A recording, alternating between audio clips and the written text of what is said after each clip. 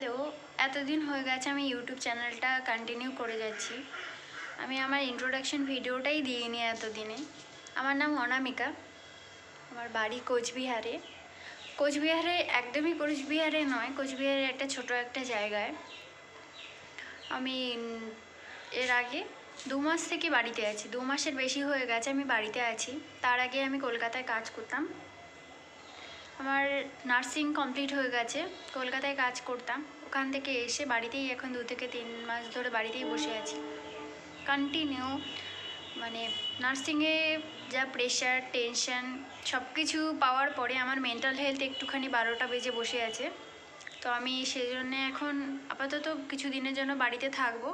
তারপরে যদি কোথাও পাই কোনো ভালো হসপিটালে, তাহলে আমি হয়তো ভাবছি যে এখান থেকে তাহলে সেখানে যাব।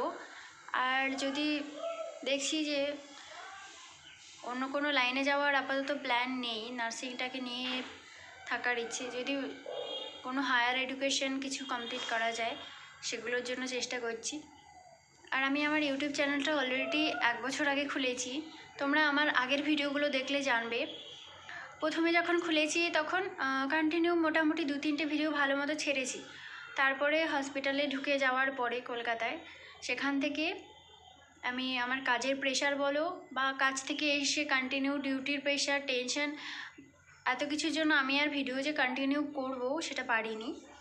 তাই এখন যখন বাড়িতে আছি তো আমি সেজন্যে ভাবছি ঠিক আছে আমি ডেইলি এখন থেকে ভিডিও দেব। এমনকি ভবিষ্যতে যাই হোক না কেন, সেটা আমি যতটা প্রেশারেই থাকি না কেন, আমি ভাবছি কাজ করলে পরেও যেন আমি ডেইলি চেষ্টা করব ডেইলি 2 থেকে 3টে ভিডিও দেওয়ার।